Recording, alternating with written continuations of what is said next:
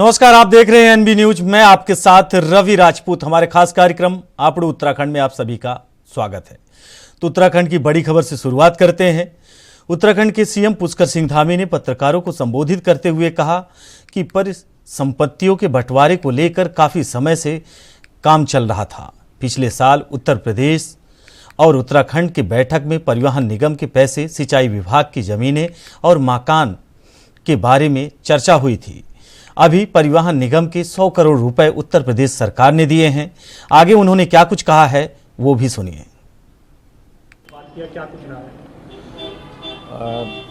हमारे परिसंपत्तियों का जो बंटवारा था उसमें लंबे समय से काम चल रहा था। पिछले वर्ष उत्तर प्रदेश और उत्तराखंड दोनों राज्यों की बैठक हुई थी। उस बैठक में ये कुछ चीज़ें तय हुई थी, जिसमें परिसंपत्तियों के बंटवारे में जहां परिवहन निगम का पैसा था वहीं वन निगम का पैसा था और सिंचाई विभाग की जो ज़मीनें हैं और मकान हैं। तो वन निगम का जो पैसा था वो हमको पहले ही मिल चुका है और अभी 100 करोड़ रुपया हमारा परिवहन निगम का भी उत्तर प्रदेश की सरकार, उत्तर प्रदेश के मुख्यमंत्री आदरणीय योगी आदित्यनाथ जी का धन्यवाद करता हूँ कि लंबे समय से परिसंपत्तियों का जो मामला था सुलझ नहीं पा रहा था और जहां ये मामला सुलझा है वहीं उत्तराखंड को जो धनराशि मिलनी थी वो भी मिल रही है। सर, यूनिफॉर्म सिविल कोड को लेकर क्या आपने जो तमाम सारे लोग हैं उनसे बातचीत की है क्या? उनसे जो कमेटी है हमारी रंजना प्रकाश देसाई जी की अध्यक्षता में, उस कमेटी के लोगों ने अभी जल्दी देहरादून के अंदर जहां पोर्टल लॉन्च किया था वहीं दून विश्वविद्यालय में और अन्य स्थानों पर अपने कार्यक्रम भी किए हैं और सबके सुझाव भी मांगे हैं। बीच में हमारी जो ये कमेटी है वो ट्राइबल्स के बीच में भी जाएगी, अन्य जो स्टेक होल्डर्स हैं, जितने भी स्टेक होल्डर्स हैं उनके बीच में जाएगी, सबके विचार लेकर जल्दी से जल्दी जो है अपना ड्राफ्ट तैयार करेगी और उत्तराखंड की सरकार। वहीं भारतीय जनता पार्टी प्रधानमंत्री नरेंद्र मोदी के जन्मदिन यानी 17 सितंबर से गांधी जयंती यानी 2 अक्टूबर तक सेवा पखवाड़ा के रूप में मना रही है। इसको लेकर प्रदेश की अलग अलग जगहों पर प्रबुद्ध जन सम्मेलन का भी आयोजन किया जा रहा है। इसी कड़ी में भारतीय जनता पार्टी ने राजधानी देहरादून के IRTD ऑडिटोरियम में एक प्रबुद्ध जन सम्मेलन का आयोजन किया गया। इस सम्मेलन में कैबिनेट मंत्री धन सिंह रावत, भाजपा प्रवक्ता विनय गोयल और कार्यक्रम संयोजक सिद्धार्थ अग्रवाल के साथ साथ भाजपा विधायक उमेश शर्मा काऊ भी मौजूद रहे। देखिए, पूरे भारतवर्ष में भारतीय जनता पार्टी प्रधानमंत्री जी के जन्मदिन से लेके और गांधी जी के जन्मदिन तक एक सेवा पखवाड़े के रूप में मनाने का पार्टी का निर्णय है और आज प्रबुद्ध जनों का सम्मेलन देहरादून में आयोजित किया जा रहा है। सभी जगह हो रहा है और प्रधानमंत्री जी ने इन 8 वर्षों में जो जो लोक हित के और देश हित के लिए काम किए हैं उनके बारे में जनता को भी बताया जाएगा, प्रबुद्ध जन लोगों को भी बताया जा रहा है। और बड़ी बात यह है कि माननीय प्रधानमंत्री जी के द्वारा राष्ट्रीय शिक्षा नीति को देश में लागू किया गया है और जिसमें कि सबसे बड़ी बात यह है कि रोजगार परक शिक्षा दी जाएगी, बच्चों को जो है भारतीय ज्ञान परंपरा आधारित शिक्षा दी जाएगी और विश्व के पटल पे जो है छात्रों को लाया जाएगा। एक बड़ी बात हमारे शिक्षा व्यवस्था में रही। दूसरा जो बड़ा काम हमारे भारत सरकार में हुआ है वो है आयुष्मान भारत का, जिसमें करोड़ों लोगों को जो है फ्री का इलाज 5-5 लाख रुपए तक का हो रहा है। उत्तराखंड में विद्यालय शिक्षा विभाग के अंतर्गत प्राथमिक स्तर पर राष्ट्रीय शिक्षा नीति 2020 लागू करने के बाद अब इसी महीने उच्च शिक्षा विभाग में भी NEP लागू कर दी जाएगी। वहीं केंद्रीय शिक्षा मंत्री की मौजूदगी में उच्च शिक्षा विभाग इसे लागू करेगा। डॉक्टर धन सिंह रावत ने बताया कि उत्तराखंड देश का पहला राज्य है जहां विद्यालय शिक्षा में NEP को लागू कर दी गई है। उन्होंने बताया कि उच्च शिक्षा में भी इसी सत्र से उत्तराखंड के सभी विश्वविद्यालयों एवं महाविद्यालयों में स्नातक स्तर तक NEP लागू कर दी जाएगी। हम इसी माह जो है केंद्रीय शिक्षा मंत्री जी यहाँ आने वाले हैं और हमारे मुख्यमंत्री जी, हम उच्च शिक्षा में जो राष्ट्रीय शिक्षा नीति है NEP 2020 उसको लागू करने जा रहे हैं। जैसे उनका समय मिलेगा वैसे आप लोगों को बता दिया जाएगा।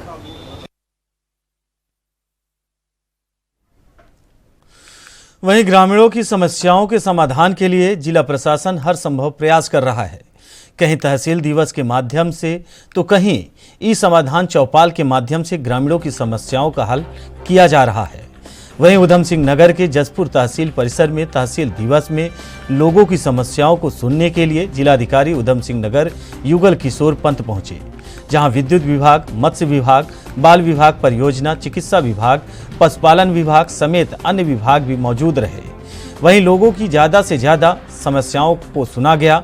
जिलाधिकारी युगल किशोर पंत ने बताया कि शिकायत पत्र आ रहे हैं, ज़्यादातर समस्या चक्रोड को लेकर नहर पर अतिक्रमण को लेकर आ रही है। वहीं उन्होंने बताया ई समाधान चौपाल के माध्यम से लोग अपने घरों से ही ऑनलाइन जुड़ रहे हैं और उसके माध्यम से भी बहुत समस्याओं का समाधान हो रहा है।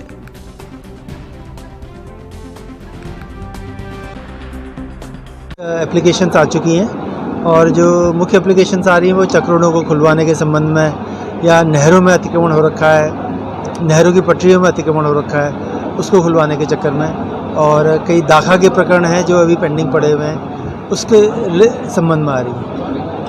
ई समाधान चौपाल से हो रहा है कि सीधे समस्त विभागों से एक ही मतलब ऑनलाइन अपने घर बैठे लोग इंटरेक्ट कर पा रहे हैं और उससे भी उनकी बहुत सी समस्याओं का निस्तारण हो रहा है और तकरीबन मौके पे हो रहा है। उसके बाद फॉलोअप भी हो रहा है कि क्या वो शिकायत के निस्तारण से संतुष्ट है कि नहीं है। इसमें यह भी हो सकता है कि लोगों को लग रहा हो कि जनता दरबार में जाने से शिकायतों का निस्तारण होता है, इसलिए आदमी ज़्यादा।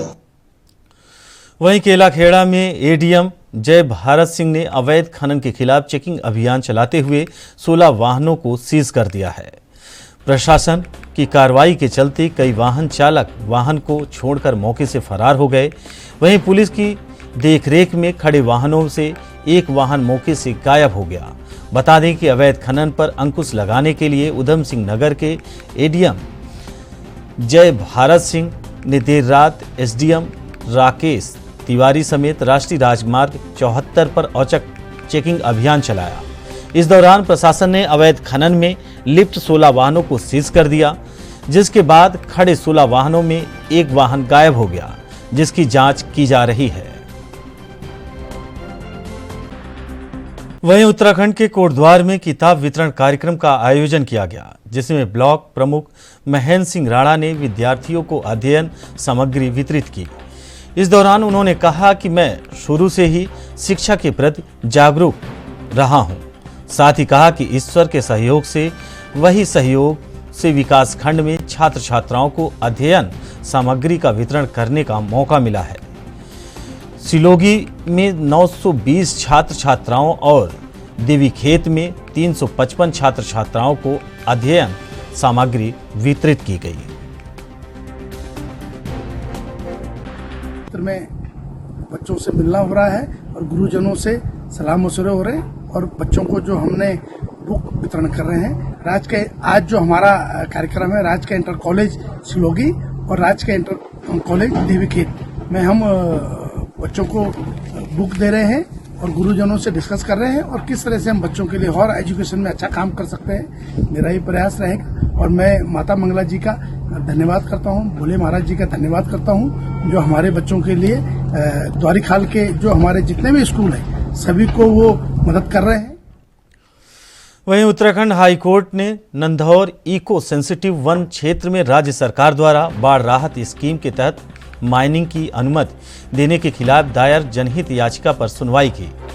खंडपीठ ने मामले को सुनने के बाद नंधौर नदी से निकलने वाले माइनिंग के दोहन पर रोक लगाते हुए खनिज को बाहर ले जाने पर रोक लगाते हुए 4 सप्ताह में रिपोर्ट पेश करने को कहा है। मामले की सुनवाई के लिए कोर्ट ने 4 सप्ताह बाद की तारीख नियत की है। नंधौर में जो रिवर में माइनिंग के लिए परमिशन दी गई थी ड्रेजिंग के नाम पे इको सेंसिटिव एरिया में, तो उस मामले में केंद्र सरकार द्वारा अपना जवाब दाखिल किया गया था, लेकिन राज्य सरकार अभी भी उसमें अपना पक्ष नहीं रख पाई है, अपना जवाब नहीं दे पाई है। तो राज्य सरकार की ओर से जवाब के लिए समय की मांग की गई थी। इसके बाद कोर्ट ने इसमें 4 सप्ताह का और समय दिया और तब तक जो वहाँ पर ड्रेजिंग और माइनिंग होनी है नंदौर रिवर में, उस पर रोक आगे बढ़ा दी है। कोर्ट ने इसमें यही कहा है कि जो सेंट्रल गवर्नमेंट का जो जवाब है उसके अकॉर्डिंग राज्य सरकार ये देखे कि सुप्रीम कोर्ट का जजमेंट और एनजीटी के जजमेंट के प्रावधानों के अंतर्गत ये परमिशन दी जा सकती है।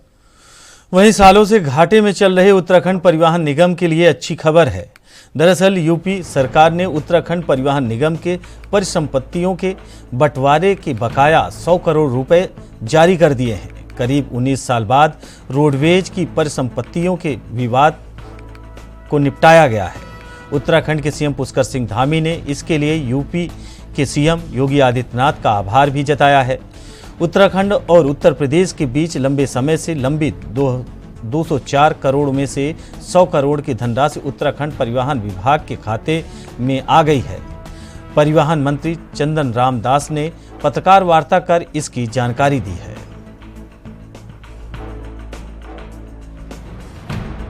बहुत ही सुखद अनुभूति का है कि उत्तर प्रदेश सरकार ने उत्तराखंड सरकार को 204 करोड़ रुपया हमको देना था। अपने प्रदेश के माननीय मुख्यमंत्री श्री पुष्कर सिंह धामी के प्रयास से उत्तर प्रदेश के माननीय मुख्यमंत्री योगी आदित्यनाथ जी ने मार्च में 104 करोड़ रुपया उत्तराखंड को दिया था। और आज बहुत ही सुखद मैं मीडिया के सामने ये बोल रहा हूँ कि जो बचा हुआ 100 करोड़ रुपया था, कल ही उत्तराखंड रोडवेज के खाते में माननीय मुख्यमंत्री उत्तराखंड, माननीय मुख्यमंत्री उत्तर प्रदेश के प्रयासों से हमारे खाते में 100 करोड़ रुपए की धनराशि आ गई है। मैं उत्तर प्रदेश के माननीय मुख्यमंत्री जी को दिल से आभार व्यक्त करता हूँ। वहीं मुख्यमंत्री पुष्कर सिंह धामी सोमवार शाम दिल्ली पहुंचे। मुख्यमंत्री पुष्कर सिंह धामी के दिल्ली दौरे को लेकर उत्तराखंड में सियासत में चर्चाओं का बाजार गर्म हो गया है। बीजेपी प्रदेश उपाध्यक्ष देवेंद्र भसीन का कहना है कि मुख्यमंत्री पुष्कर सिंह धामी दिल्ली में हैं और वह कई केंद्रीय नेताओं से राज्य के हित के मुद्दे पर मुलाकात करेंगे। और उन्होंने कहा कि सीएम धामी जब भी दिल्ली जाते हैं तो वह उत्तराखंड के लिए सौगात लेकर आते हैं।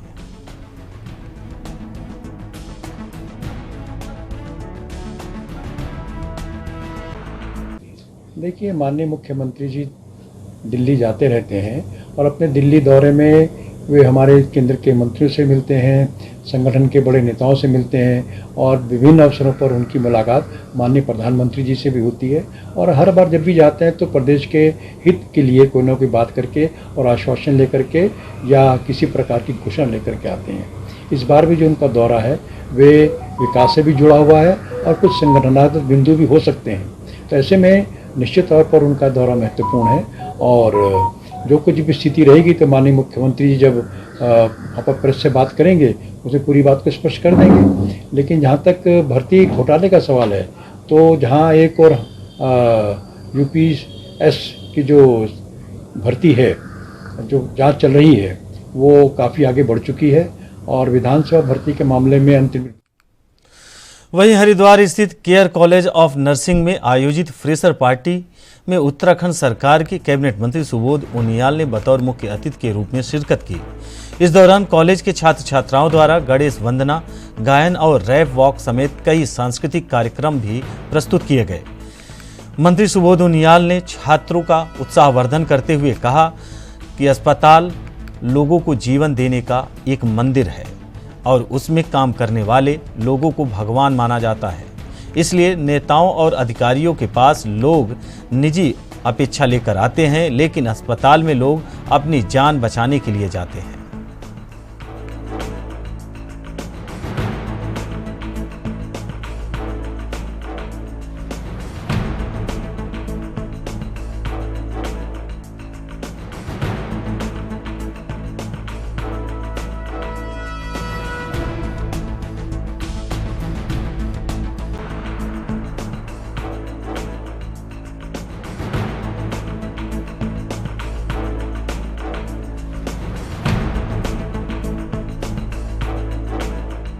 वहीं उत्तराखंड हाई कोर्ट ने शासकीय विभागों में प्रमोशन में आरक्षण दिए जाने को लेकर अनुसूचित जाति जनजाति संगठन द्वारा दायर याचिका पर सुनवाई करते हुए सरकार से 6 सप्ताह में रिपोर्ट पेश करने को कहा है और साथ ही कोर्ट ने सरकार से पूछा है कि सरकार ने कमीशन द्वारा दी गई रिपोर्ट पर अब तक क्या निर्णय लिया है। मामले की सुनवाई के लिए कोर्ट ने 6 सप्ताह बाद की तिथि तय की है।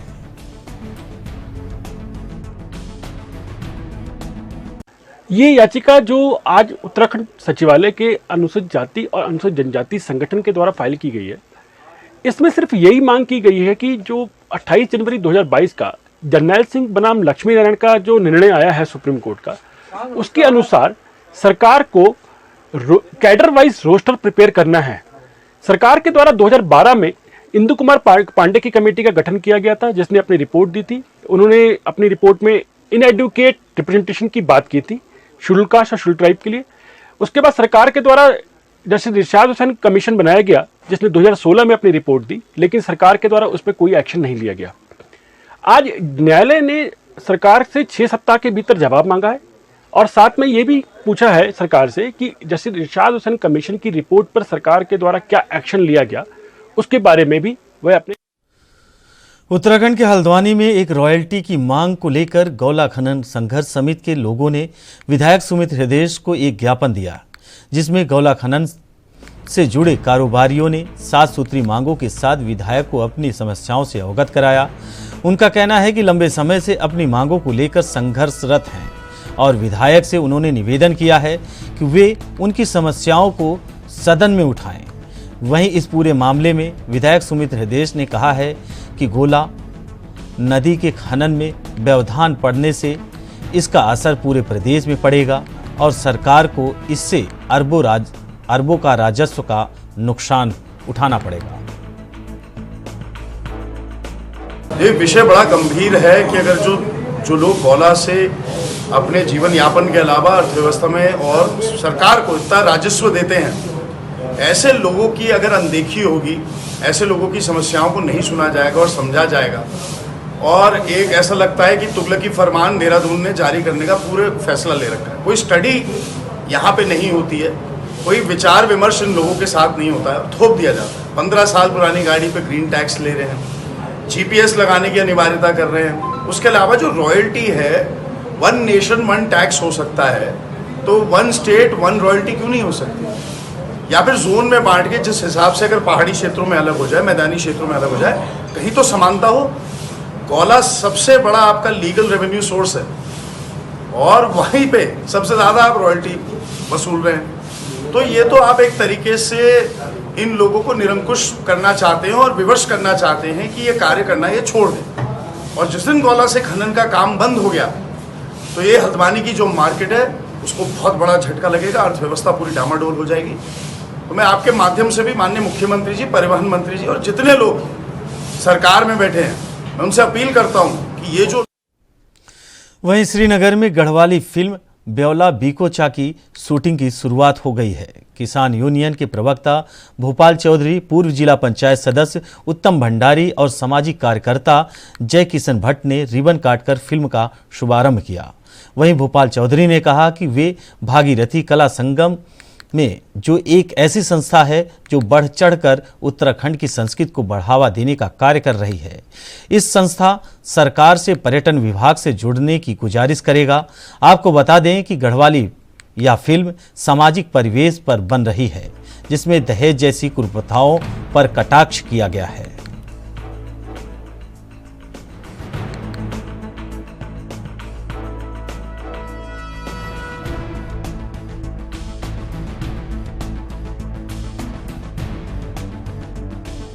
वो बड़े स्तर पे इसको नहीं ले जा पाई। शायद इसमें हमारी सरकारों की भी कुछ कमी है।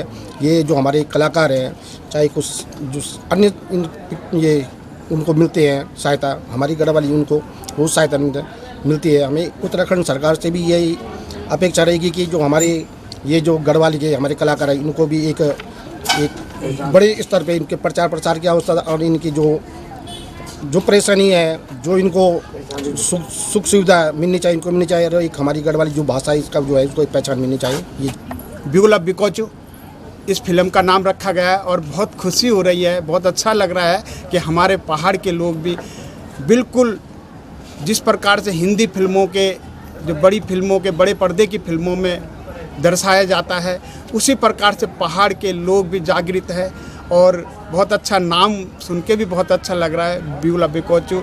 इस फिल्म को मैं चाहूँगा कि माँ की कृपा से ये फिल्म बहुत इसमें इस प्रकार से जो हम लोगों की पूरे उत्तराखंड की जो संस्कृति को बढ़ावा देने के लिए जो ये पहल की गई है ये बहुत बेहतर है और मुझे लगता है कि ये प्रत्येक क्षेत्र में, क्योंकि अपने अलग अलग क्षेत्र की अलग अलग एक विशेषता है और उस पूरे उत्तराखंड में अगर हम पूरे देखें तो अलग अलग क्षेत्रों में इतनी विशेषताएं हैं कि उसको एक जगह पर एक किताब में वो करना बहुत मुश्किल है, इसलिए हम लोग इनको।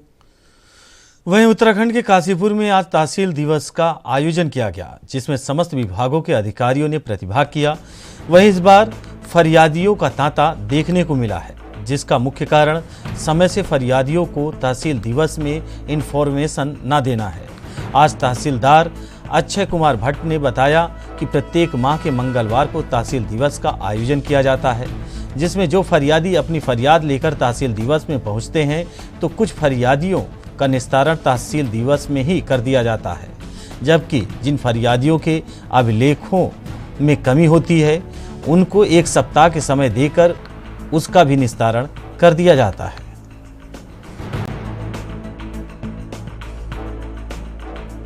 तहसील दिवस यहाँ पे प्रत्येक माह के प्रथम और तृतीय मंगलवार को तहसील दिवस का आयोजन किया जाता है। आज मंगलवार है, आज भी तहसील दिवस उसी के तहत हो रहा है और शिकायतें जो भी आ रही, जो भी विभिन्न जो विभाग के अधिकारी हैं यहाँ पे इस समय तहसील दिवस में आते हैं, चाहे वो PWD डिपार्टमेंट हो, चाहे वो सिंचाई विभाग हो, चाहे खाद्य आपूर्ति विभाग हो, ब्लॉक के BDO साहब हैं, बाल विकास विभाग, सभी विकास के यहाँ पे अधिकारी रहते हैं। तो हमारी ओर से यही इसमें प्रयास रहता है कि अधिक से अधिक फरियादी आएँ, उनके द्वारा जो भी शिकायतें दी जा रही हैं। तो फिलहाल आप उत्तराखंड में हमारे साथ इतना ही। बाकी खबरों से जुड़े रहने के लिए देखते रहिए ANB न्यूज। नमस्कार।